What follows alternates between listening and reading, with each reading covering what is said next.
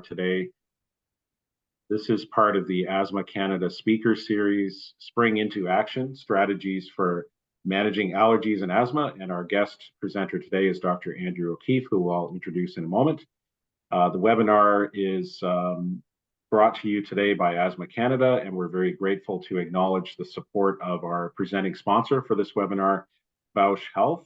I want to thank Bausch Health for your sponsorship and for your support of Asthma Canada and our initiatives such as this webinar today.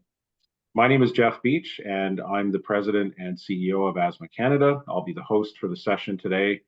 It's our pleasure to offer this and other information to you and others who are affected by allergies and asthma.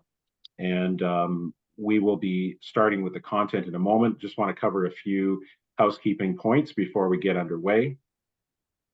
First of all, welcome to those who have been with us in the past as attendees. This is part of our webinar speakers series that we offer several times a year. So welcome back if you've been part of our discussions in the past. And for those that might be new, those that are joining us perhaps from our partners, industry partners, or who are joining us from other patient organizations, other healthcare organizations, we bid all of you a hearty welcome this morning. All the attendees are muted at this point, as you can see.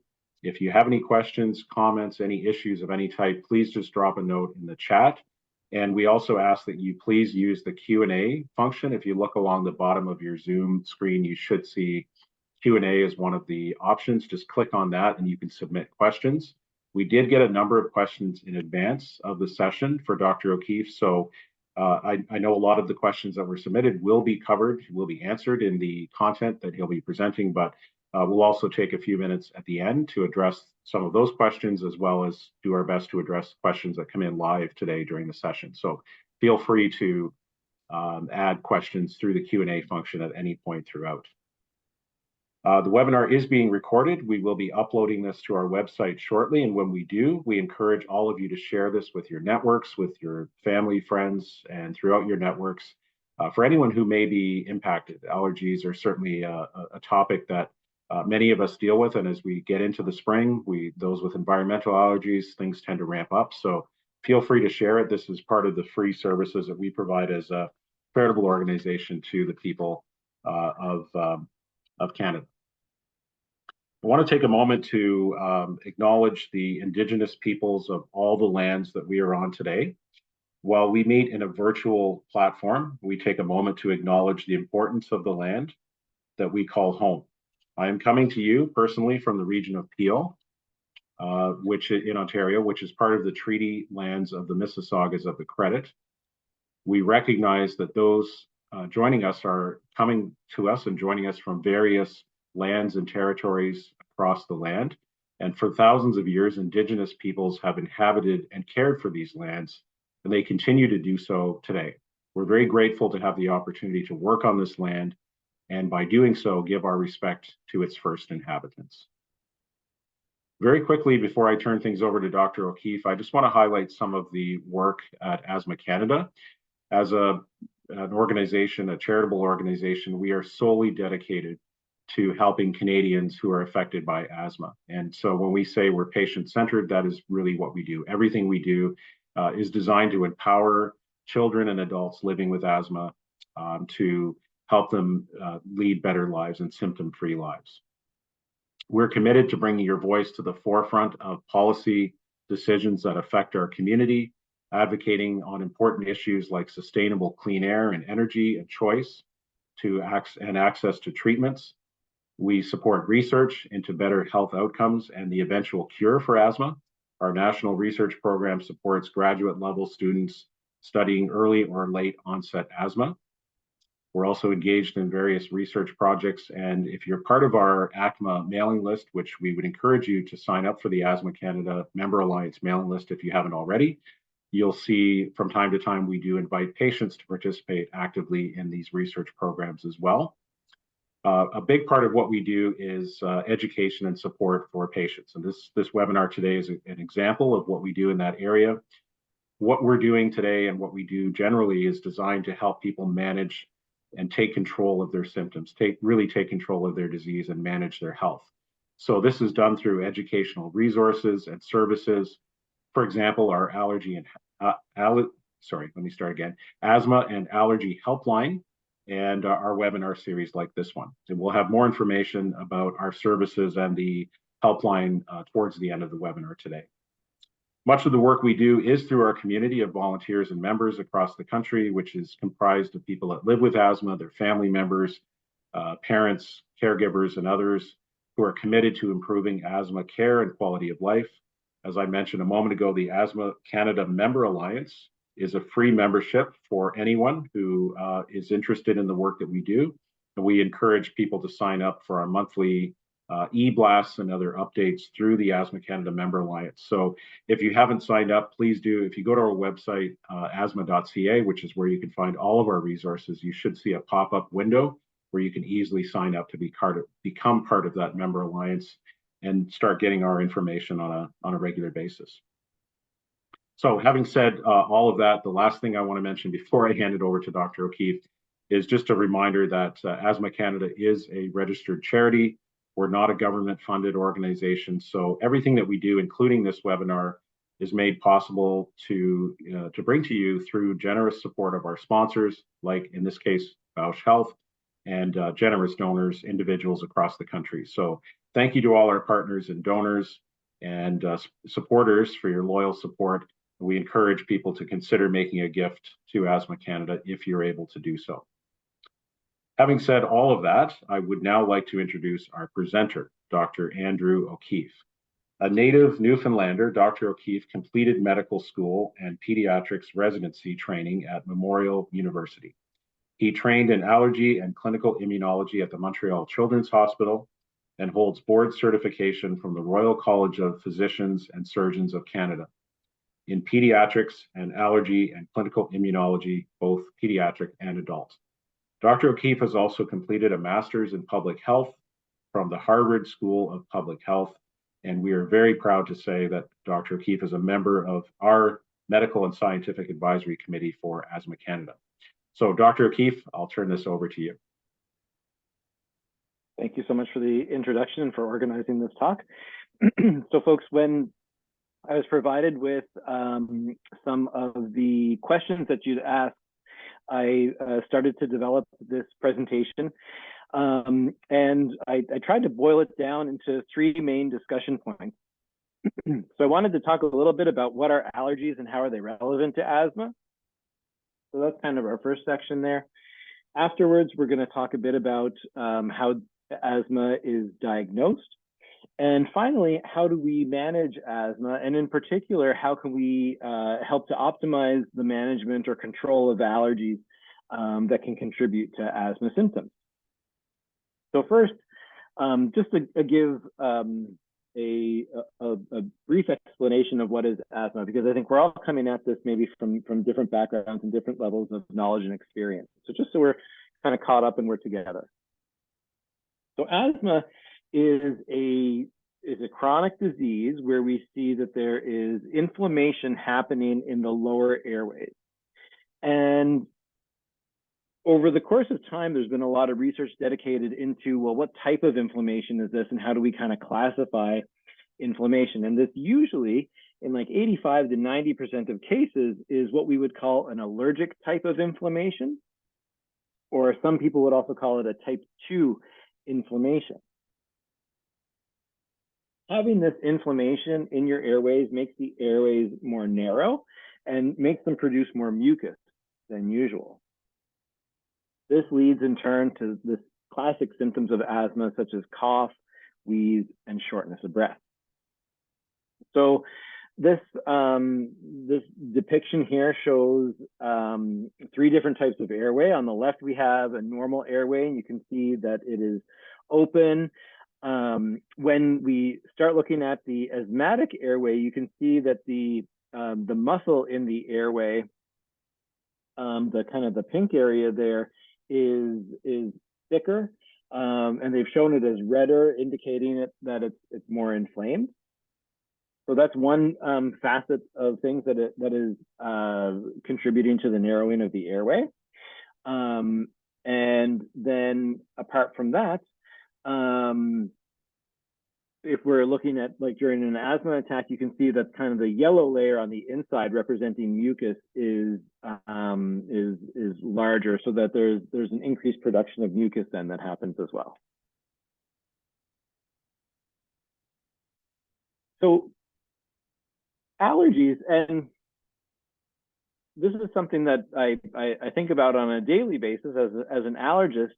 When I say the word allergy, I think of something very specific. So that would be an interaction between the immune system and a foreign substance. I think a lot of people use the word allergy to represent any sort of reaction that they might have to something, but not all reactions are allergic reactions. So the types of things that can cause allergies, this interaction with your immune system, would be things like foods, medications, things in the environment or inhalants. So that would be things like dust mites, pollen, pet dander, or finally, like people can have reactions to stinging insects. So the venom from stinging insects can induce allergic reactions as well. So when we talk about this interaction with the immune system, there are specific types of cells in your immune system that will respond to an allergen. And one type of this cell is called a mast cell. And when you have your first exposure to something, you really shouldn't be having an allergic reaction to it, because your immune system has to make antibodies against it. So these are the kind of Y-shaped things that are depicted in yellow in the middle of that picture there. And so once you have your first exposure to a potential allergen, your body may or may not develop these antibodies, which are known as IgE. And so then once the IgE has been produced, it'll kind of circulate throughout your body and it'll kind of implant itself into the mast cell. When you have a follow-up exposure, so a second exposure to the allergen, you can see that this kind of yellow cloud that represents the allergen interacts with those IgE molecules, and that interaction causes a signal to transmit down through the IgE molecules into the mast cell, and then the mast cell releases the different types of substances that cause an allergic reaction. So histamine is probably the best known example of that. So we think about, antihistamines as common treatments for allergies. And so that works against the substance that your cells are making kind of at the end stage of this process. So not all reactions to something are an allergic reaction. So not all of them have this type of interaction with the immune system through these IgE molecules. So you can have an intolerance to a food, such as lactose intolerance or celiac disease, gluten intolerance. You can have side effects from a drug. People can also have reactions to different components of a food, such as, some people have different types of reactions to caffeine in their coffee. Some people have different types of reactions to fiber in their foods. And those are not allergic reactions, but those are, your body is interacting with something in the food that's causing you to react. And so there aren't tests necessarily for all these types of reactions. In the kind of registration questions, I noticed there were a lot of questions about food allergies and asthma. And food allergies typically don't contribute to chronic asthma symptoms. Allergic reactions to foods are they happen in very well-defined ways. So you have an exposure and you have a reaction right away afterwards. Typically gets better within 24 hours and then would recur with an exposure. So food allergies typically aren't contributing in kind of like a chronic way to chronic inflammatory diseases because they're fast on and fast off. However, allergic reactions to foods could be worse in someone whose asthma is not well controlled. So that's something to consider, as well as the fact that anaphylaxis can include respiratory symptoms that could be, the same symptoms as asthma. Sulfite is not, so people who have reactions to sulfite, this doesn't happen through that IgE pathway that we discussed earlier. So I wouldn't necessarily call this an allergy, but people who react to sulfites are a very small proportion of asthmatics. But there are some people who with asthma who can react to sulfite in foods where it would exacerbate or make worse their respiratory symptoms. So when it comes to asthma and allergies, the main thing that I'm thinking about would be environmental or inhaled allergens. And what happens when you have an exposure to an allergen is that it's causing inflammation where the allergen interacts with your immune system. And so if you think about these inhaled allergens, we're thinking about your eyes, your nose, and like the inside of your sinuses, and then into your lungs as well. And as we discussed earlier, this allergic pathway creates inflammation, and the inflammation leads you to have the symptoms. So there are some things that I like about this diagram and some things that I don't, but I'll just walk you through the things that I like. So we see over on the left side of the panel under number 1 that when you inhale allergens, it can trigger an allergic airway response, so an allergic reaction that's in the airway. And basically what's happening is that those outside molecules are interacting with the lining of your lung, and we call this lining the epithelium. And so there are different cells then within the epithelium that are sending these signals down through and into your body that go on to produce inflammatory effects down the line. And this is all part of the immune response. And this immune response leads to this inflammation, which can be a more kind of chronic process. So what we see is that when an allergen has entered the body, it causes this many different changes within the, and I shouldn't say necessarily within the body, but within the lungs. But it causes all these different types of, I'm just going to move my screen there so I can see everything that I'm saying. So it causes all these different effects inside the lung, such as an increase in mucus. It changes the types of cells that are in the airway.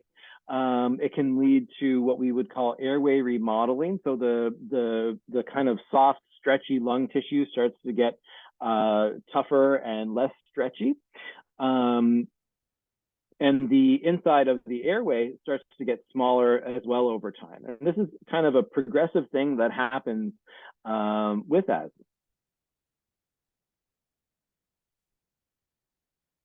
Something that's come up in recent years and that I think is really interesting and a great place for allergists to help patients is with a concept called the United Airway Hypothesis or United Airway Disease.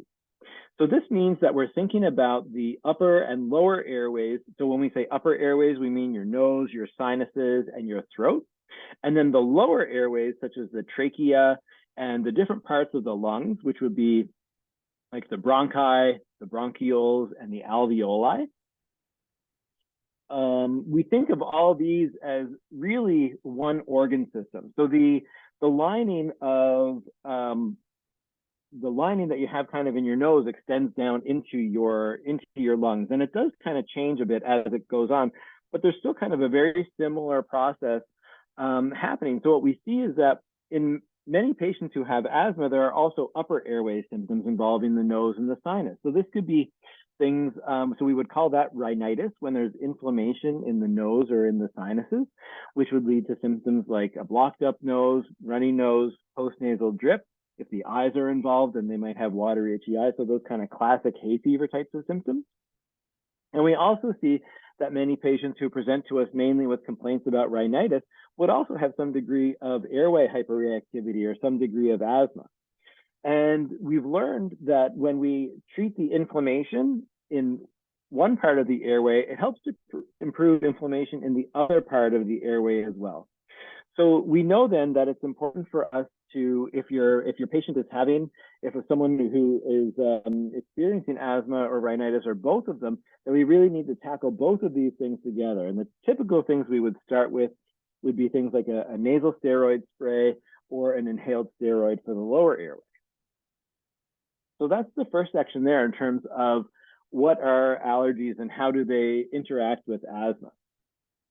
In terms of the second speaking point, how is asthma diagnosed? There's going to be two main kind of tests that I'm going to discuss.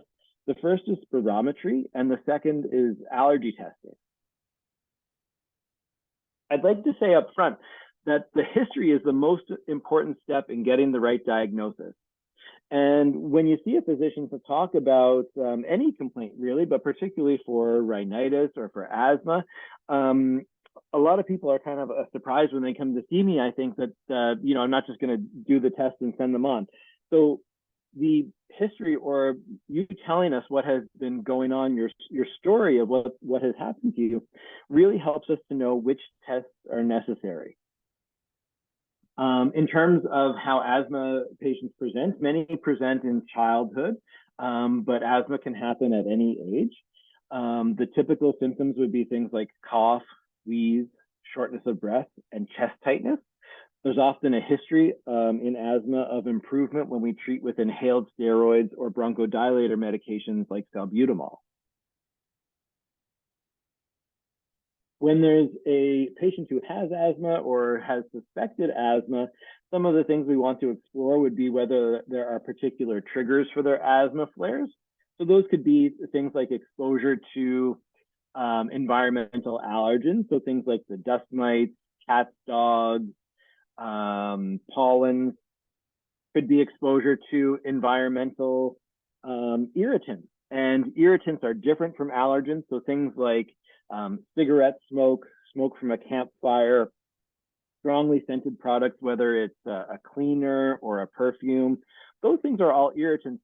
But again, and they can cause the same symptoms as an allergen, but they don't provoke that same response in the immune system. So they are not allergens, and they are not things that we have tests for. So those irritant substances, but they can give you the exact same symptoms as an allergen would. So other things that we're looking for would be the severity of the flares.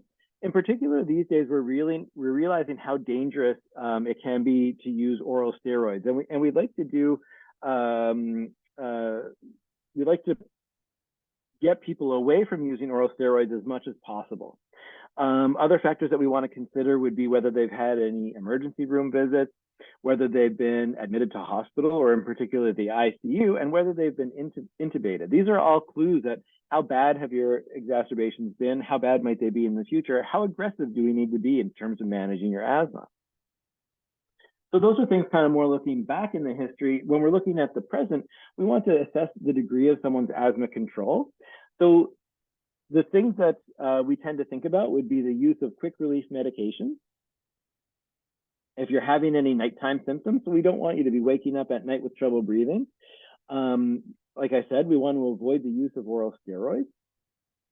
And in general, my goal for patients is to minimize the impact of asthma on their life so that they're able to do all the things they want to do. Like they're able to go to work or go to school, they're able to get a good night's sleep, they're able to exercise and participate fully in their own lives. An exposure history is important as well. So we want to know about exposures that might happen at home, such as pets. If there are specific exposures in the workplace, that can be important as well. And we also want to know about smoking. And again, I just wanted to reiterate that the history is the most important step in getting the right diagnosis because it helps us to determine what tests will be necessary for you. People with asthma often have other types of allergic disorders. So this could be things like rhinitis, which we've discussed, or some people might call it hay fever. Eczema is another type of allergic disorder, which is more commonly seen in patients who have asthma, as well as food allergy. One final point is that asthma symptoms can be similar to other types of conditions. So things like COPD, heart disease, reflux, or even anxiety can present, and it can be difficult to know whether someone has asthma or maybe one of these other things, or maybe there are multiple factors at play. So when we've taken a history and we suspect that someone has asthma, we always want to establish with objective findings, so with data and facts, whether someone does have asthma. And the first test that we'll often use is something called spirometry. And the biggest pieces of the puzzle, because spirometry will give you a whole bunch of different kind of numbers about the lung function, but we really want to look at what happens before and after having had the bronchodilator. So before and after you've taken like a quick relief medication like the salbutamol. I always tell patients that spirometry is a bit like taking a picture, and asthma is a dynamic disease. So we don't always catch spirometry with asthma the first when we do it, because it's just like doing that once. So right now, if you took a picture outside in Newfoundland, you'd see a gray, foggy day, but thank goodness it's not always gray and foggy. So sometimes we have to look for asthma in a bit of a different way, like we have to look for sunshine in different ways here in Newfoundland.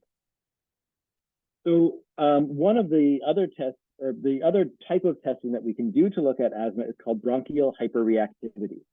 And so the main way that we look at that is with the methacholine challenge. And with that, what we would do is the person who's doing the test would inhale a low concentration of a substance, in this case, it's methacholine, that can trigger an asthma attack. So we try to kind of precipitate an asthma attack in a controlled way so that we can catch it, so that we can see it happen with the spirometry.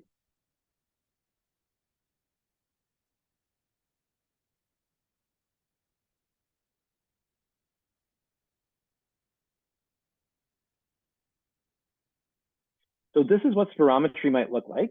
And there are many different types of spirometry devices, but this is just kind of a stock image that I found on the internet. So spirometry can happen in many different locations, and how we administer spirometry is different in each province.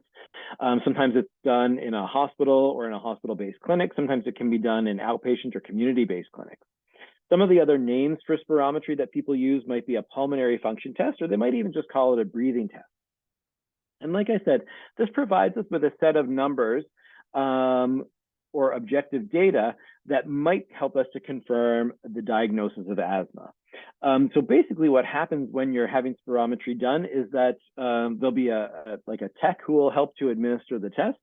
And basically what you're doing is you're breathing into this machine. And so they'll get you to breathe, like to exhale fully as fast as you can, for example. And we measure the volumes and the force that's generated from your lungs through this series of breathing patterns that the tech helps to guide you through.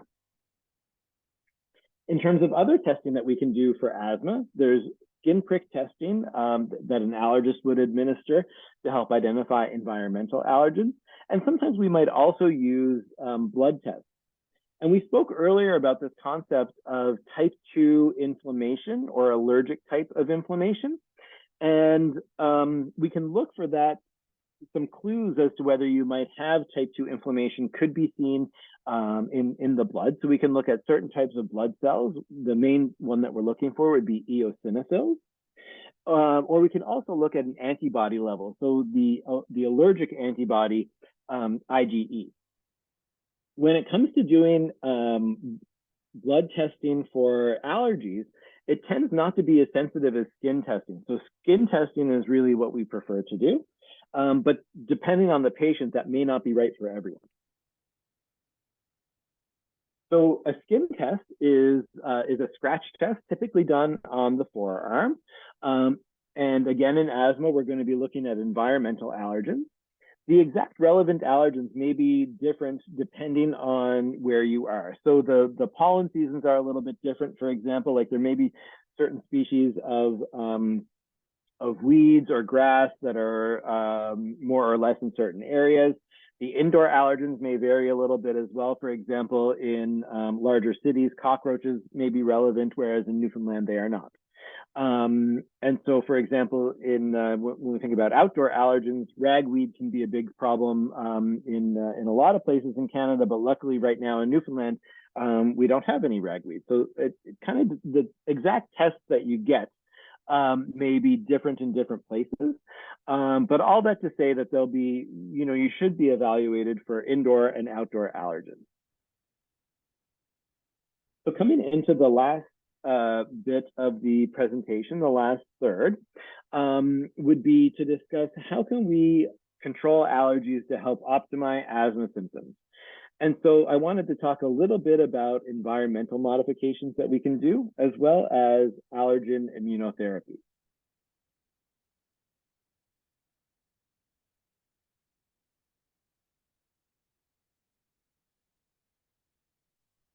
And so environmental modification, or what we do to help control an allergen, will really depend on what you're allergic to. So dust mites would be a common one, and that's a big discussion that we have. So I tend to focus on the bed because we probably spend 7 or 8 hours a night sleeping. Hopefully, we spend that much sleeping. And so you have a significant amount of time where you're breathing in allergens in that kind of close environment. So dust mites are these ubiquitous organisms that live everywhere. They're microscopic, they're too small for us to see, and they are alive. That is gross and creeps people out, but they're these tiny living creatures that are too small for us to see. Some of the things we can do to decrease our exposure but never fully eliminate our exposure would be to get mattress and pillow covers, and the packaging should indicate that it's dust mite proof or allergy proof or allergen proof.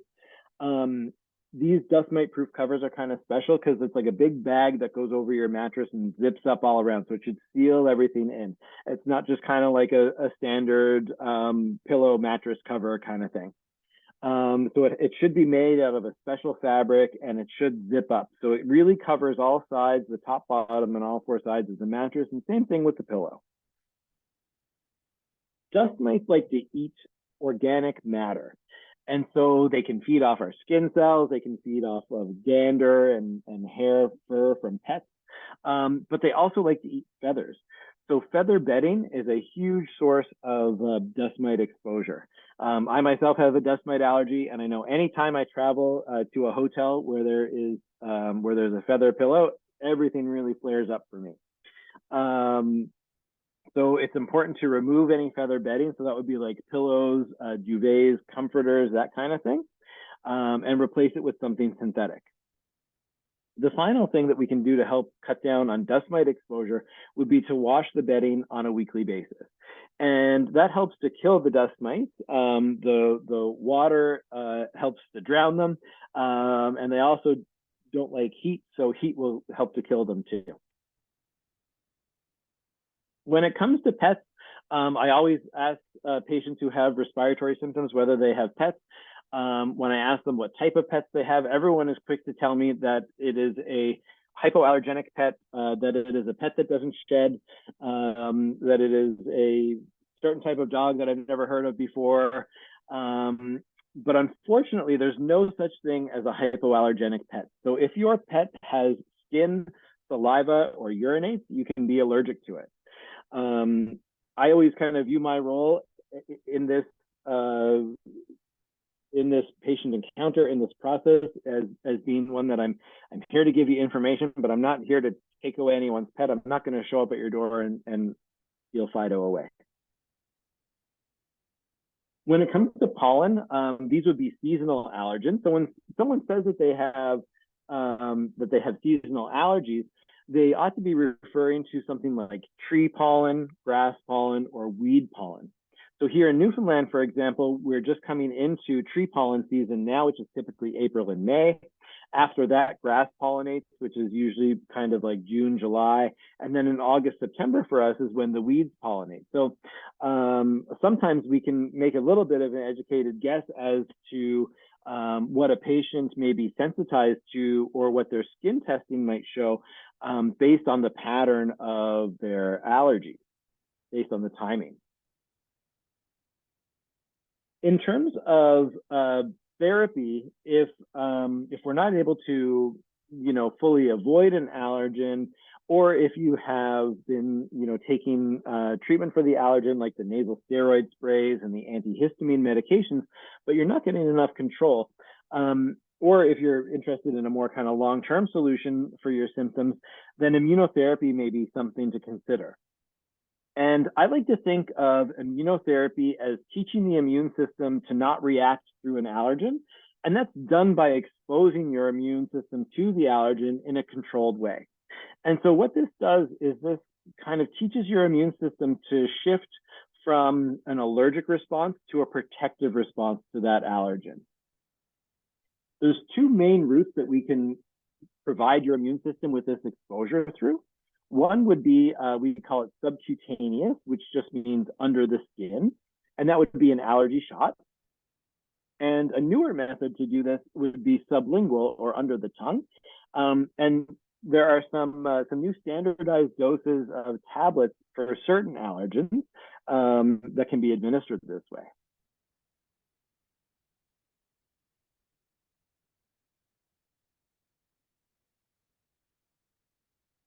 So in terms of the subcutaneous immunotherapy, or SCIT, S-C-I-T is the other way that we refer to that, or allergy shots. These are typically available for any environmental allergen. Most of the allergens, but not all allergens, can be combined into one serum or one vial. So these products are things that are made or blended on an individual basis. So they are made specifically for one patient based on their allergen. And when we prescribe immunotherapy, what we want to do is to choose the most relevant allergens for that patient rather than including all of them. So we're not just kind of going blindly and saying, okay, well, you had positive skin tests for all these things. Let's just put that all in a vial and we'll inject it. But what we want to do is say, okay, well, you have some symptoms that are all year round, and you have a positive test for dust mite, so that's probably a relevant allergen for you. And you also tend to have a flare in June and July. You have a positive test for grass, so we'll choose grass pollen and dust mite together.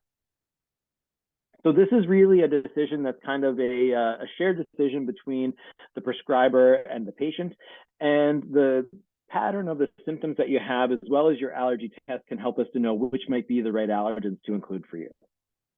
There are two phases of treatment. So the first is a buildup phase. And what we're doing there is we're increasing the dose of the immunotherapy. And so this buildup phase, you'll come and get an injection once a week for 6 months. And that's a pretty big commitment for patients. And that's, I think, one of the main reasons that people opt not to have immunotherapy, is that in, just the logistics of that, having a doctor's appointment once a week is pretty difficult. After that, you're doing a monthly shot for 3 to 5 years. The main risks associated with subcutaneous immunotherapy would be anaphylaxis. So about 1 to 4% of patients could experience a systemic reaction or anaphylaxis throughout the course of their treatment. This tends to happen like immediately after you get the shot or within a 30-minute period. And for that reason, we ask patients to wait where they've had their immunotherapy, in the office where they've had their immunotherapy, for 30 minutes after each shot. Asthma must be well controlled prior to starting immunotherapy, because having poorly controlled asthma increases the risk of mortality from anaphylaxis. So we want to optimize all those modifiable factors that we can before we start to introduce these additional risks. When it comes to the sublingual tablets, this is a newer therapy that's been available probably over the course of the last 10 years within Canada. And it's a tablet that goes underneath your tongue and it dissolves within a minute or so. Right now, we have tablets that are available for dust mite, for tree pollen, for grass pollen, and for ragweed. So the first dose of this tablet would be administered under medical supervision. So when we have that visit, we'll examine the patient, we'll have a listen to their breathing, make sure that there's no sign of any wheeze. We want to have a look at the mouth and make sure that there are no ulcers or anything that could change the way that the immunotherapy is absorbed. And then we hang out for 30 minutes in the office afterwards. So after that first dose, this is administered daily at home. And this goes on for 3 to 5 years. The most common side effect is itching and swelling of the tongue and lips. This is not a dangerous thing typically, but for some people can be very uncomfortable and can lead to them stopping the immunotherapy. There's low risk of having eosinophilic esophagitis associated with this. And the esophagus is the tube that kind of connects your mouth down to your stomach. So this is like an allergic type of inflammation that happens in that tube, which can lead to difficulties with swallowing. So there's a low risk of this happening with the sublingual immunotherapy, but it is a risk nonetheless. And if that were to happen, we would stop the immunotherapy, and that process should reverse itself. I'd be remiss if I didn't speak at all about management of asthma. So in terms of how we manage asthma, we have controller medications, and I'm going to speak a little bit about more that on the next slide. We have quick relief medications, and it's really important to have the distinction between the two. Every patient who has asthma should have a treatment and action plan. We spoke earlier about the level of control of asthma and how do we know if a patient's asthma is well controlled or not. And basically, we would kind of review those questions at each visit. And if the patient is poorly controlled, we might consider stepping up the therapy. If the patient is stable or well controlled, then we could consider stepping down therapy. In terms of the controller medications, typically, the first thing that we would start for someone with asthma would be a medication called an inhaled corticosteroid, ICS, or an inhaled steroid is another way that you may hear that. And that's a medication that's going to help to calm down inflammation in the respiratory tract. When I speak about steroids with patients, a lot of folks are worried about steroid use. And that applies to patients who've been prescribed like a nasal steroid spray or to an inhaled steroid and say, well, I don't want to take a steroid. I've heard there's a lot of bad side effects. And we certainly know that for patients who have to take steroids by mouth or systemic steroids, that there are a lot of terrible side effects that can come from using these medications. However, when we use these medications and they're more kind of applied locally, so when I say locally, I mean like it's just going to the area where the inflammation is, be that in your nose and sinuses or be that in your lungs. They are much, much, much safer, and we see far fewer side effects. So generally, these are very, very safe medications to use, and they're important to use consistently so that they can have an appropriate effect.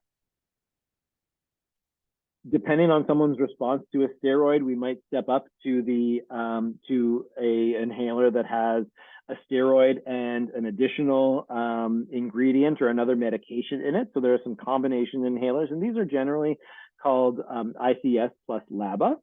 And there's multiple different products available, multiple different medications. But that's kind of our next step up if there's not been an appropriate response or a well-controlled response with the inhaled steroid. Beyond that, there are newer inhalers that have a third ingredient. So same type of idea. We start at the bottom of our ladder, at the bottom of the steps, and as needed, we can increase. Coming to the end, we have some excellent new options which fall into a group of medications called biologics. And these are very precise medications that help to counteract this type 2 inflammation or this allergic type of inflammation that's going on in the lungs or elsewhere in the body. So they're very, very exciting. They are generally very, very safe medications, and they can be really life-changing for people who have severe asthma that is not responding to therapy with other medications.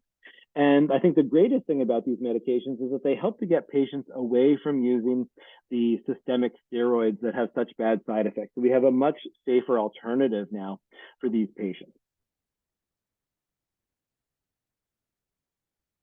Asthma is a chronic disease. So it's not something that we have a cure for. It's something that can be different at different stages in your life. For some people, it's only a childhood thing. For some people, it starts in childhood, gets better in their teens and their 20s, comes back in their 30s and 40s. For some people, it starts in adults. So it can be a really different thing, but it's not something that can be cured. It is something that can go into remission, but it's not something that can be cured. And I think that because of that, it is so important to have an ongoing relationship with a care provider who understands asthma and who understands the patient's treatment goals and what they want, what's important to them. And one of the helpful shifts I think that we need to make in medicine is going from thinking about, okay, well, I have this patient in front of me, what's the matter with you? To I really want to understand that patient. I want to understand what matters to you. So we're hopefully moving from this unidirectional view where the healthcare provider is giving instructions to the patient and telling them this is what you need to do to be well, to where we're having this exchange, this feedback between each other, where I'm providing you with information, I'm providing you with options, and you're telling me, okay, well, you've prescribed this inhaler to me that I meant to take twice a day, but honestly, I really have trouble remembering to take it twice a day. I say, okay, well, excellent. Why don't we try this one that you take once a day instead? Maybe that would be better. And so it's this type of thing where we want to show up where the patient is. And we want to help empower them to make decisions that will be beneficial for their health.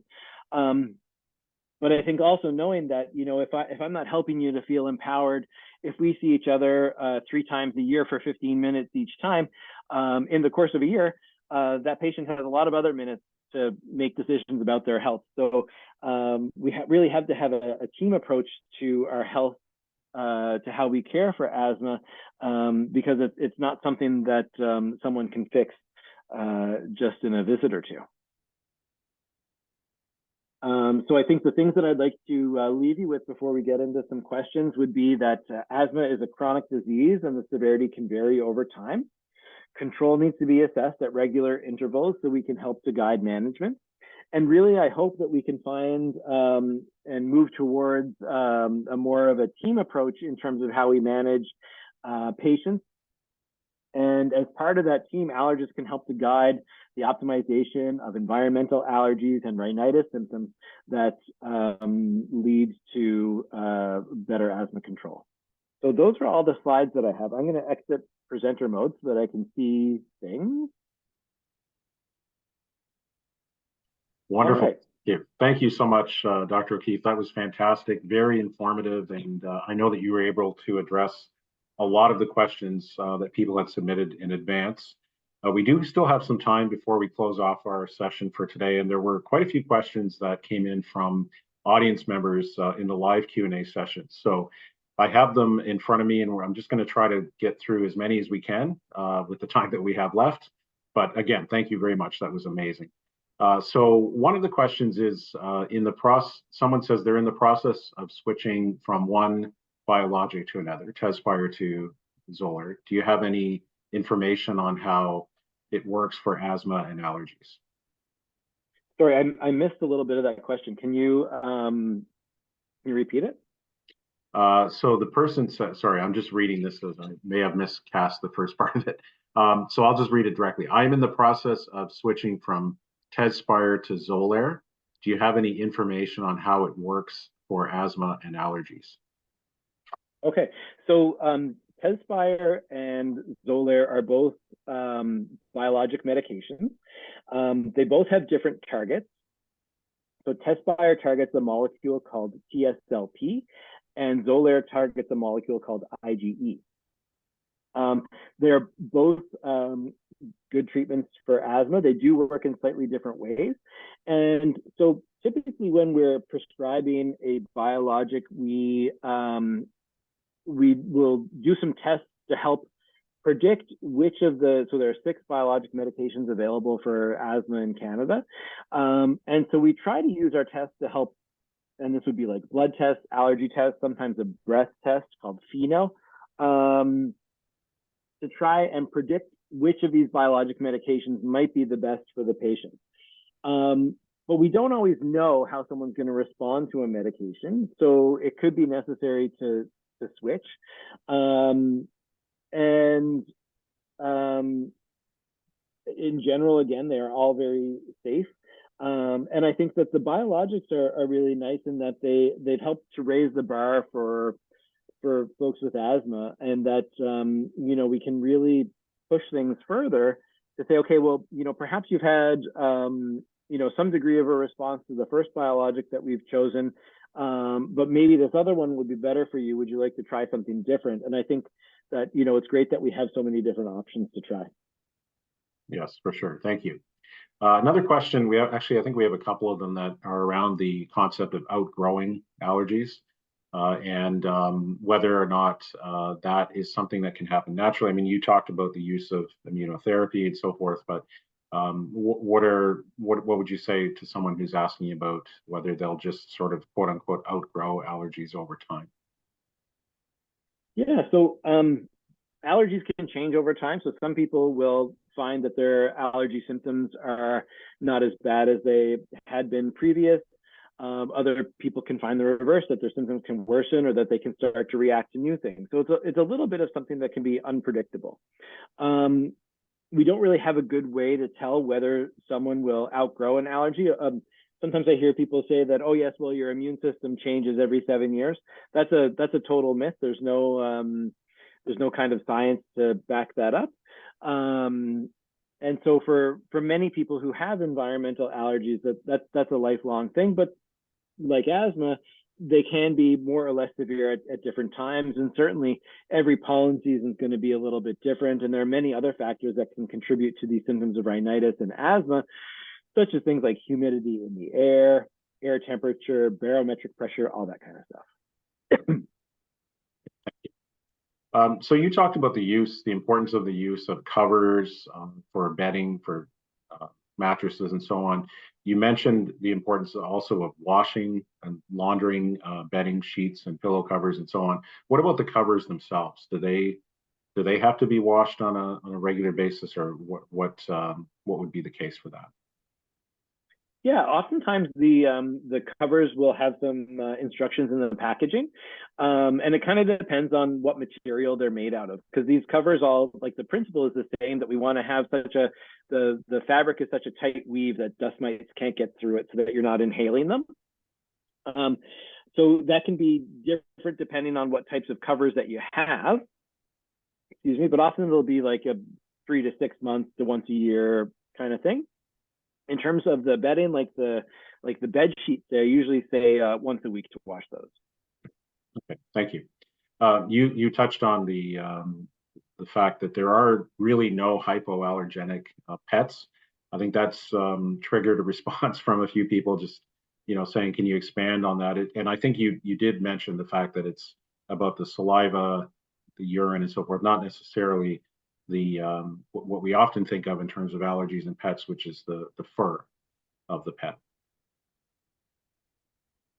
Yeah, so I think when a lot of us think about a reaction to a pet, we think about the fur, and people tell me, "Oh, my dog has hair; it doesn't have fur." But it's all fur, and like I said, typically what we're reacting to is not necessarily the fur of the animal or the hair of the animal, but to the skin cells. So the dander, which is kind of like an invisible thing that the pets are shedding. And so what's happening is the pet will kind of, like humans shed skin cells too. We just kind of leave them invisibly all over the place. But pets do that as well. And what happens is we breathe those in, and that can cause some issues.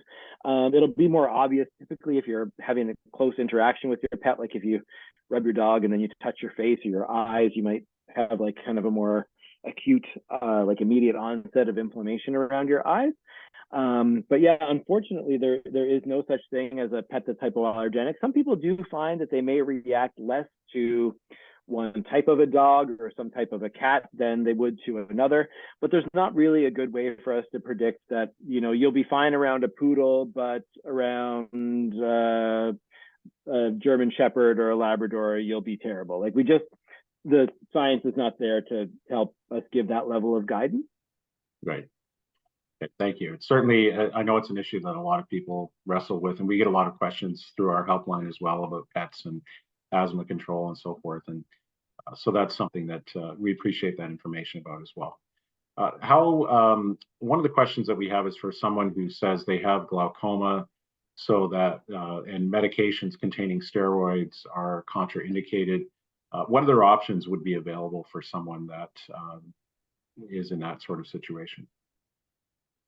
So I think that's a little bit of a difficult question for me to answer, and I'm hesitant to give anyone kind of specific medical advice because I've not been able to do a full assessment, but I would encourage that person to speak with members of their care team.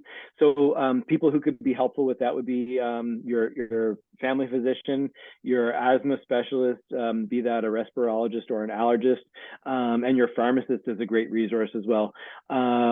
Your eye doctor may have some recommendations too. So any of those people, I think, would be great resources to help identify some alternatives for you, because it really depends on a lot of factors specific to the person. There's not really a good way to give a blanket statement that, oh, if you have glaucoma, then you can just go to this. Right. Yeah. No, and good point that you raise as well. Just any of this information we're providing today is not intended to be specific medical advice. It's an overview, and of course, we encourage people to go to their healthcare providers. Even if you have questions coming out of this, please take this information to your specific healthcare provider.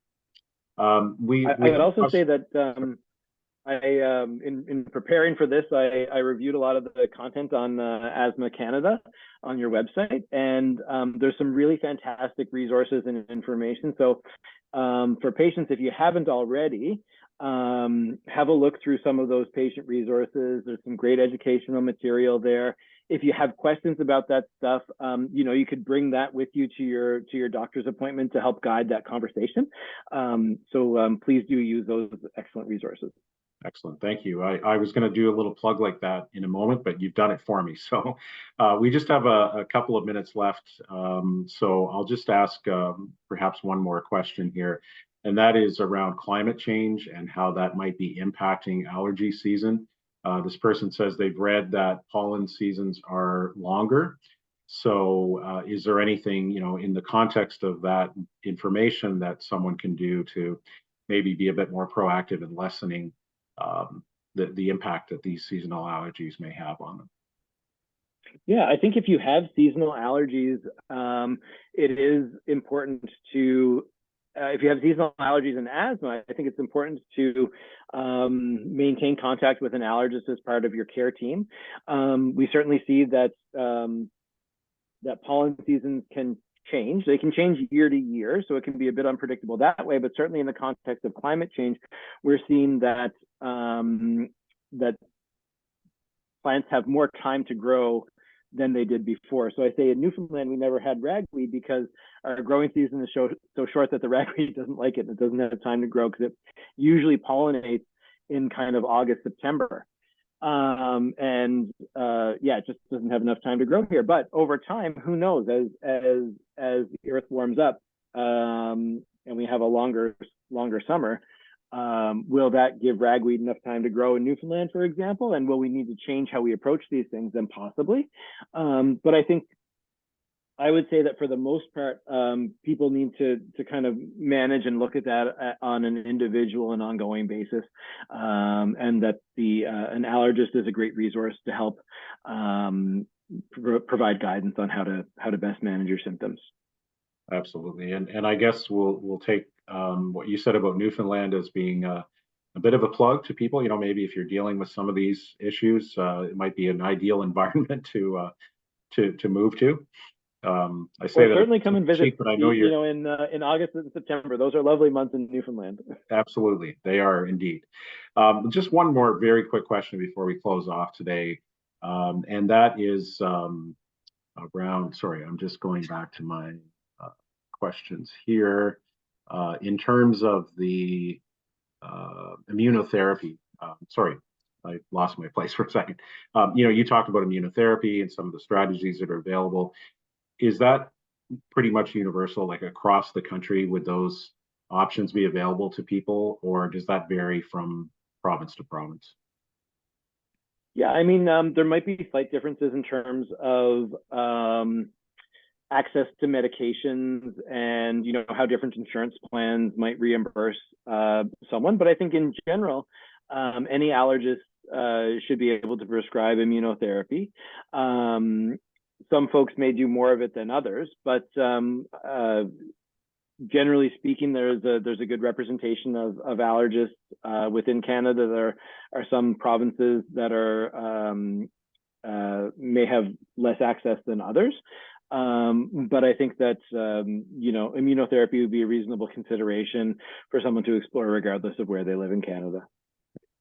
Okay, unfortunately, we are out of time. I know there were a few questions that we didn't get to. Anyone who has additional questions, please reach out to Asthma Canada. info@asthma.ca is an easy way to get a hold of us. You can also go to our website, asthma.ca, to avail yourself of some of the information that we have available, or to connect with us or one of our certified respiratory educators.